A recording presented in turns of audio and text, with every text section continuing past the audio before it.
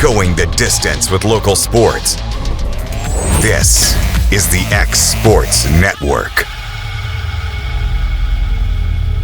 The Summit of Lawrenceburg is the premier senior and assisted living community in the region. The Summit makes it home for you or your loved one with diverse suites that welcome and encourage community, plus gathering spaces, neighborhoods, daily activities, and a wonderful staff that supports you every day.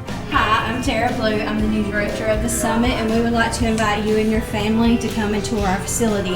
We would love to see you here.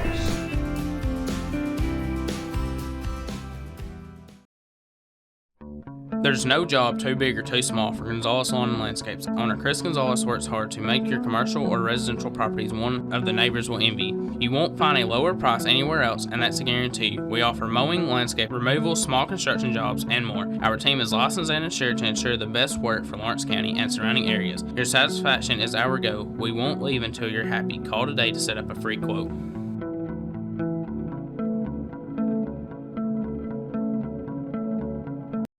Make your property rock and roll with services from G&S Excavating, specializing in white sand, compost, mulch, topsoil, landscape gravel, and steel landscape edging. Turn to the pros who know how to make your project shine with years of experience. The best part is they're locally owned and operated.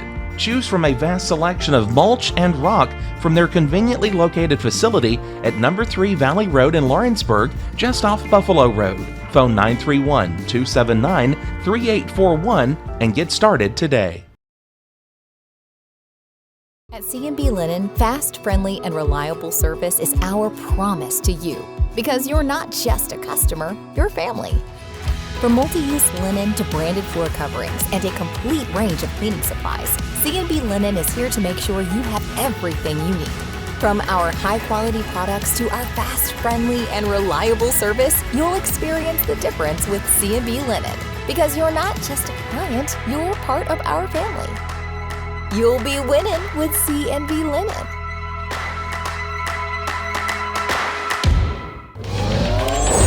Going the distance with local sports. This is the X Sports Network.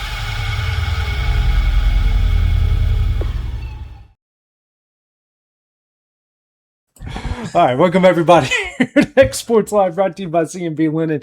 You don't even want to know what I was talking about before we came out here and said AJ Good, joined by Kate Schultz, Michael Marks, and guys, we survived a great flood on Monday. Everything's good. I mowed my grass yesterday. Looks like crap because it's all clumpy, but I'm about to go away for 2 weeks, so you got to do what you got to do. But it's a beautiful day out there right now. Yeah, it's actually a pretty cool start to the morning. Yeah. I enjoyed that. Not being 80 degrees at 8 a.m. is nice, but it's definitely shot up pretty quick. It's probably getting close to the mid 80s by now. It's definitely heated up, and we're going to be doing that for the next couple of days. It was very nice outside. I had some more baseball lessons this morning. We was over at the high school facility. I opened both doors and had a good breeze coming in there and had a fan going in there, so it felt real nice in there. There's no natural AC, so I bet in the summer. Yeah, in the summer, well, there have been a couple days in there where we've had to get in there. Well, if you like to sweat and work out like I do, it's perfect conditions for me. But I sweat a lot. It's not great for baseball conditions because that makes even wearing batting gloves makes your hands a little wet, a little slippery, and even when you're trying to throw a baseball in those conditions, that ball it basically turns into pinball at that point. Yeah, I would say no control. Well, guys, let's get into the big stories. Kind of a shortened version of today. We're recording our movie,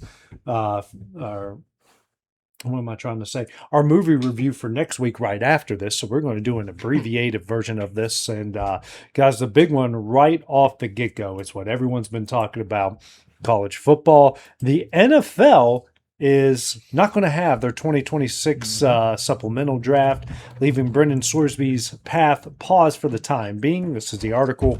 According to ESPN, the league has elected not to hold the supplemental draft. The NFL's decision came down to its right to decide whether to hold a supplemental draft per the collective bargaining agreement, as the league officials say they believe it would ultimately become a distraction to teams as they begin training camps.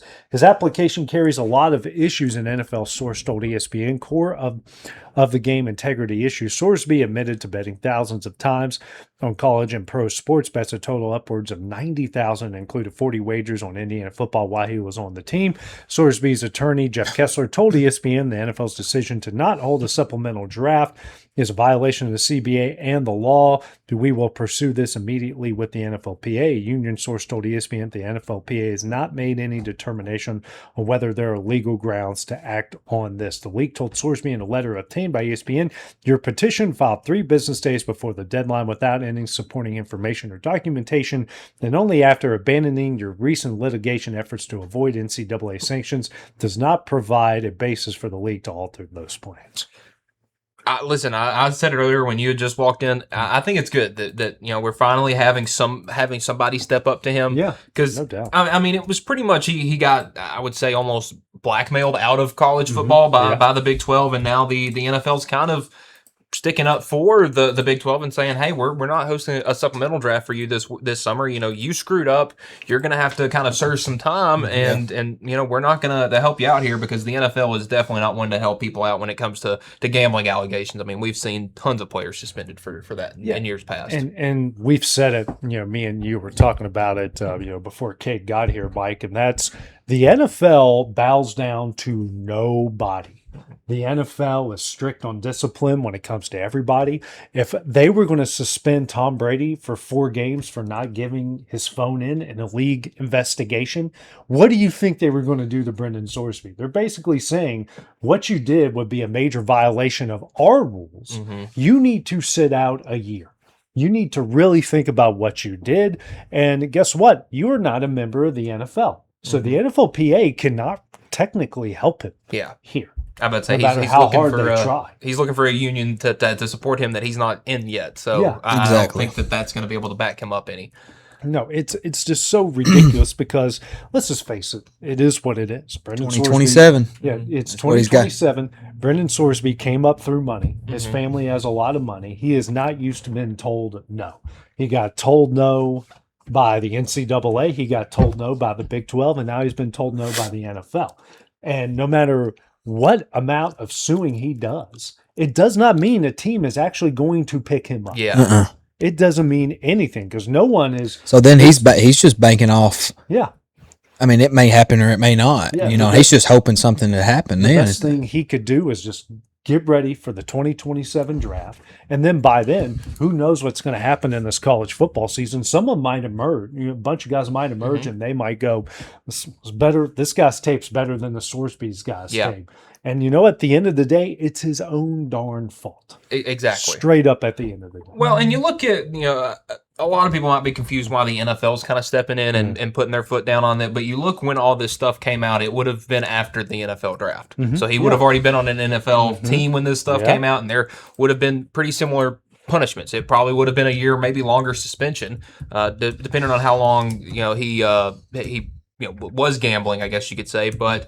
And who really knows? Yeah, honestly. And at the end of the day, though, I think this is good for Sorsby to kind of be able to get out of the limelight for a little bit, kind of stay behind the scenes, work on himself, work on maybe his game a little bit more, and try to have a comeback story. Go to the gym and do this right here. Mm-hmm. Yeah. Yeah. And just think about some things, and have some time to himself. Yes. And maybe get his thoughts right and his mentality right on some things on how he wants to go about, the rest of his career, rest of his life in general, and move on.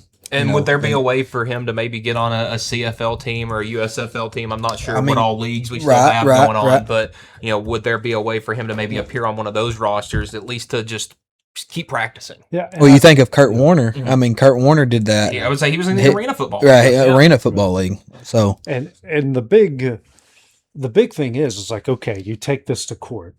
Now, and then I'm sure whatever happens, it's going to get tied up in litigation. There's going to be appeals and down the road. And by the time you finally come up to a solution, shoot, guys, we might be already going into the next draft, and all of this is pointless. And then at the end of the day, the thing I'll keep bringing up is what team is going to pick him up?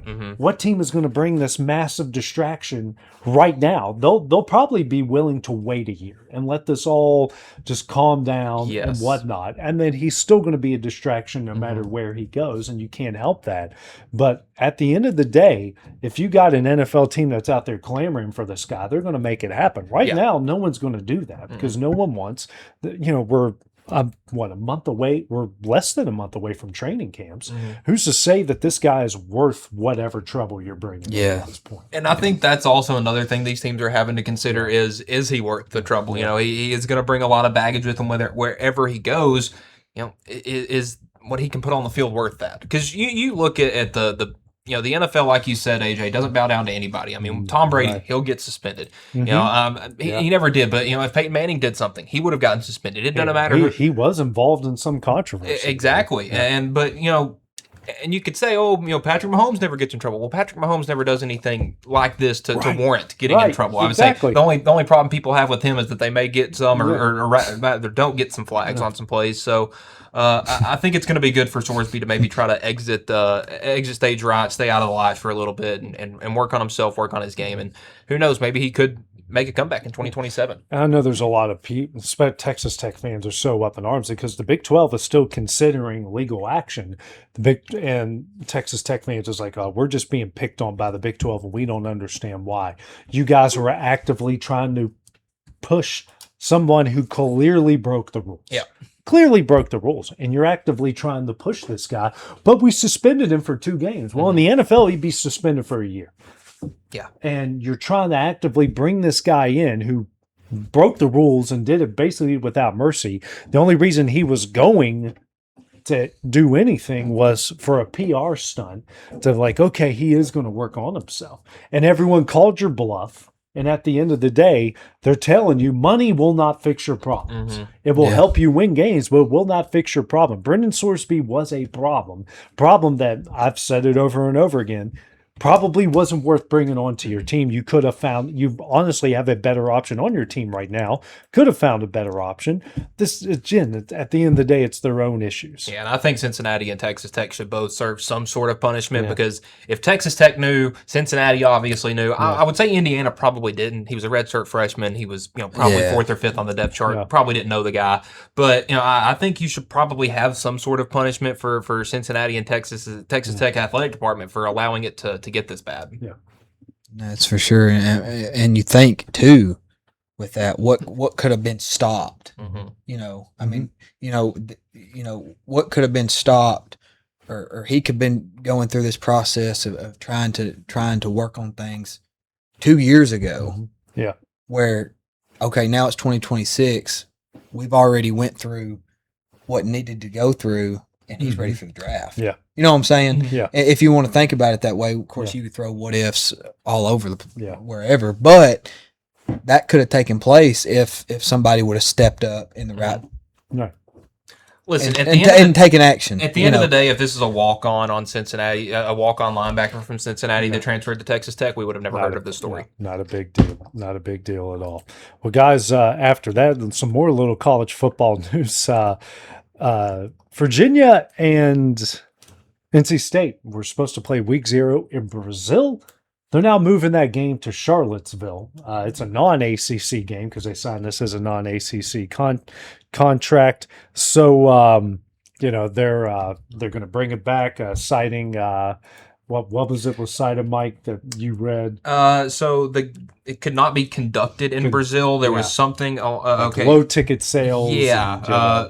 The event organizer informed the ACC and the participating schools that the original event could not be conducted as planned, and possibly due to high cost of traveling and low ticket sales. Because why would a team from North Carolina, AJ, and a team from Virginia, who don't really have much of any history in football and aren't typically good powerhouses? I mean, Virginia had a good year last year, but why are we sending them to South America to go play a game? Yeah.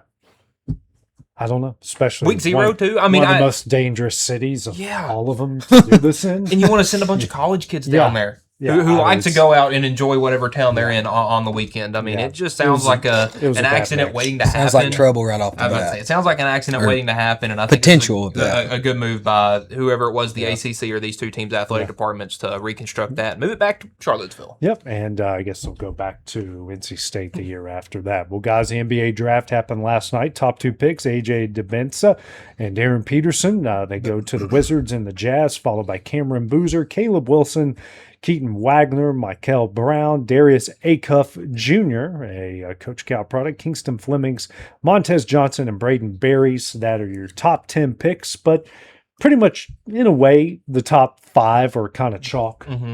Some random picks here and there, but you got Nate Ament from Tennessee. He went 13th overall over to the Heat, who just picked up Giannis. So good for him. He was actually on a pick that was traded to Milwaukee. So he's going to Milwaukee. He's going to Milwaukee. That's right. He was part of that first round pick there. So draft happened last night, and the three biggest ones, I guess you could say, went exactly where we thought they were going. Yeah, I think it was pretty, like you said, AJ, pretty chalk that I would say 1 through 4, DeBonsa, Peterson, Boozer, and Wilson were going to be the top 4, just kind of which order. I think they were all pretty good picks. I mean, for the Wizards, they had it kind of looks like they're starting to build something there with CJ McCollum and things like that. So, it could be a good pickup there. The Jazz, it's a young team. Got Ace Bailey last year. If you can figure out all that mess, I think him and Darren Peterson could be a great 1-2 punch. But I think getting Cameron Boozer for Memphis was big. He team him up with Ja. I think that could be another big 1-2 punch, obviously, with Jaren Jackson getting traded to the Jazz last season. But some picks I'm a little confused about. I feel like it's really unfortunate for Acuff to get drafted by the Kings. It feels like that's where great players go to die, and he was a really talented one at that. I was a little kind of confused about Ament because some people say he was a top 5 guy. Some people would say that he wasn't even worth a first round pick.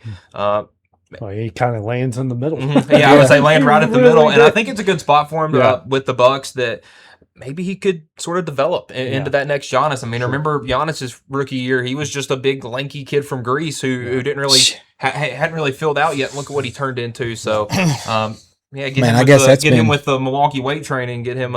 I guess Giannis has been that's been over 10 years now. I guess. Oh wow, he has been in the league for a minute. So I don't know when his rookie year. 14 maybe 14 or 15. So I would say look at Nate Ament in 5 or 6 years, and he could be the next Greek freak, but.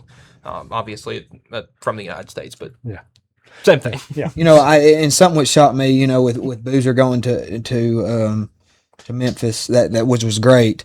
But you think of Zach Edey, from I think he was the big Purdue guy.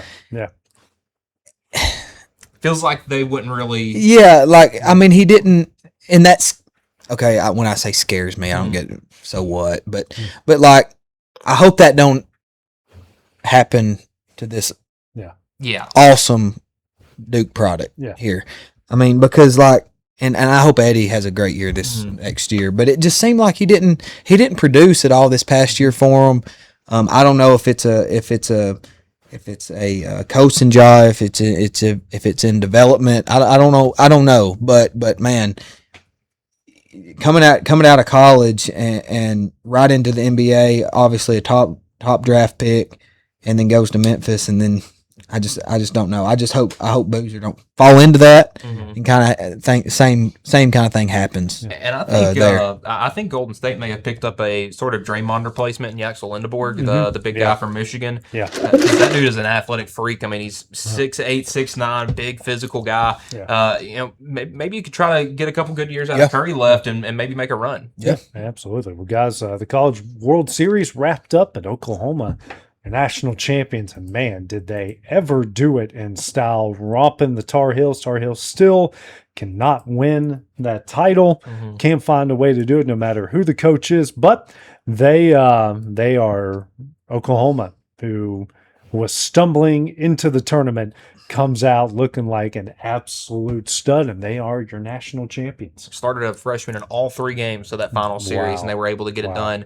In North Carolina, tried to throw Caden Glauber back out there, got hit with it was his 5th or 6th pitch, got hit pretty hard back up the middle. It scored a couple of runs. And he struggled with command.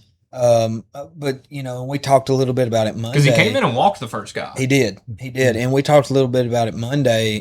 He had to come in. He had a big role in that game too. Mm-hmm. Even though North Carolina was able to get the 6-2 win there in game 2, I mean, he threw almost 70 pitches, and I know we said that Monday. Yep. But that had effect on him for game 3, well, and then he's called on to come in the 4th or the 5th again. So that just puts more pressure, and then what's expected of him. Mm-hmm. What's expected. So. I hated to see him kind of his last appearance of the year kind of be like that. But at the end of the day, well, and another thing, it's like you're asking him to pitch, 2 days in a row, 3 days in a row, whatever it may be. That 95, 96 mile an hour fastball, it's probably only 91 or 92. Right, exactly. That slider that you had some nasty break. That thing's not breaking nearly as much, and it looks like a meatball coming right down the middle. I feel like they almost kind of set him up in a position to fail, which I hate when a coach does that. And obviously the kid wanted to go out there, but just wasn't able to get it done. In North Carolina now, 13 trips to Omaha, and yet to take home a championship. That is crazy. It was awesome to see Branch from over at Oklahoma. Mm-hmm. His last AB hit a home run, just like his brother did for Georgia in that game. Of course, the game was out of contention by that time, but still, just very, very awesome there. Yeah, how can you? What would Moneyball say? How can you not be romantic about baseball? Yeah, it's great. It's awesome, and hey. Just proves it's not how you get hot, it's when you get hot. And Oklahoma got hot right at the right time. Just when, even though a lot of people are questioning, they were a double-digit seed in their own conference tournament, got put out in the first round. How did they still get in? I know that their season started off great and it ended great, but the middle was not good. And a lot of people questioning that, but hey, I mean, bottom of the SEC is better than... Yeah, well, you look, because people were kind of doing the same thing a couple of years ago when Ole Miss won it. They were the last team in the tournament. So, if a top ranked team wins, it's like, oh, we kind of knew they were good all year. And if a unseeded team like Oklahoma wins, it's did they even deserve to make the tournament? Well, they won it all. Yeah.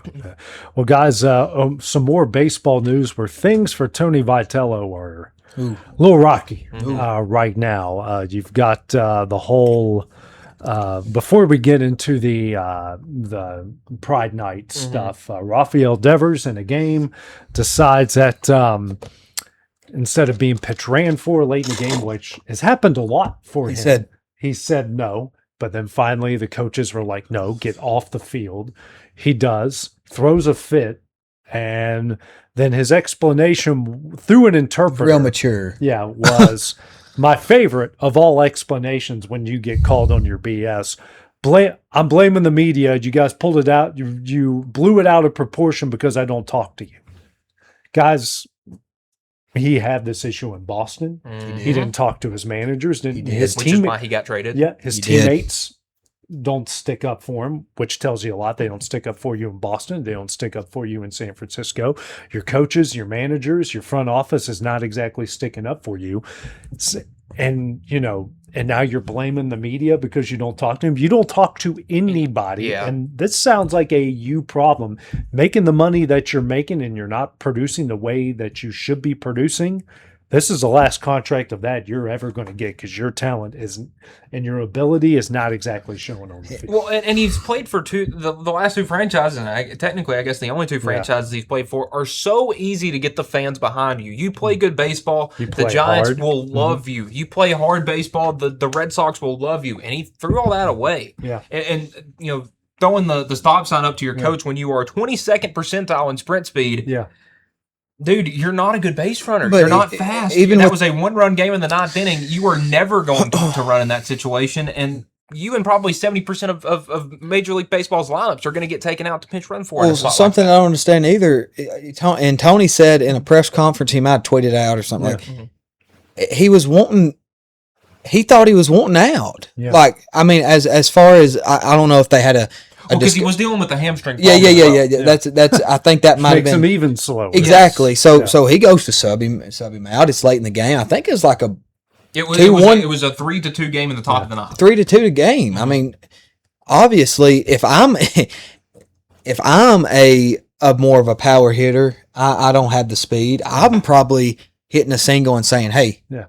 get me," as far as my mindset, we got to have somebody out here that can run, but that just don't seem right for, I don't know, something ain't right there. Well, yeah. And it shows. He failed to do what he was asked to do in Boston. And Jonah Cox has 90 percentile speed, sprint speed. Yeah, and Boston dealt him. That's San Francisco's problem. I'm sure there's a lot of guys, and and they're begging somebody to take some of his contract. Or just they might just release him and eat it. Yeah, they might just do that too. But that's more issues for Vitello than we have. The Pride Night stuff. Major League Baseball is very explicit on no political stuff on your hats. Like, there's no fine for it, and they're not going to suspend you for it. That's not that sort of thing. Yeah. But they are pretty like, hey, we're not going to do that here. Please don't do that here. So a lot of people, I think, are misinterpreting it as they're being punished. They're not being punished because they're not getting fined and they're not getting suspended. They're being told, hey, just don't do that. This don't do that.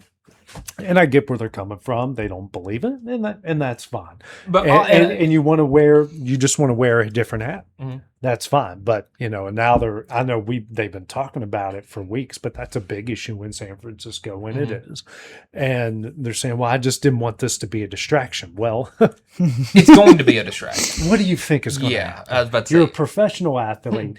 You've refused to wear the hat. You write the message on your hat, whether you go to church or not, or whatever the case, or whatever you believe, you put yourself in that position. Yeah. You are asking for the scrutiny. So if you're willing to do that, be willing to handle what happens. And even that, I think on Major League Baseball side of it, they're looking at that they changed or altered the uniform, and I know that's a big no-no in the NFL. Right. I mean, they we did. had Gary Kill get fined, how many thousands of dollars for not wearing socks that were the right length. Well, and I think San Francisco put 2 extra paddings in center field with the Pride Night logo as the San Francisco, in the San Francisco, whatever. I think they did that as well.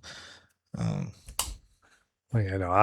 not a big political I don't like the political stuff on fields, on the back of helmets, I'm going to be, my last name is going to be in racism, I'm just not a big fan of that. Like, just keep, but I extend that to everything. Like, I don't want political messages on the fields, on the back of jerseys, on the back of helmets. I also don't want Bible verses.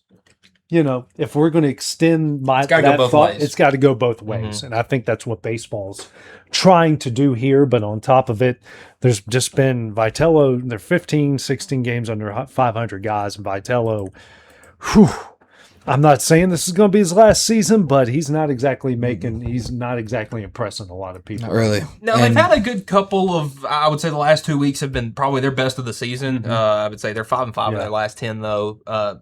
Like you said, 14 games under 500. Yeah. It's not been a great year. They've had some highs, but I think the lows are almost enough to completely negate those. Yeah, I agree. It's just not a good look for the boys right now. Yeah, just unfortunate. Yeah, just unfortunate. Well, guys, that will wrap it up here for this episode of X Sports Live. We'll be back again tomorrow. We'll have a full episode. We'll break out some trivia, some Name That Slugger, and I'm going to see how good these guys are at naming college sports logos. It's going to be coming up tomorrow on X Sports Live, brought to you by C&B Linen. Going the distance with local sports. This is the X Sports Network.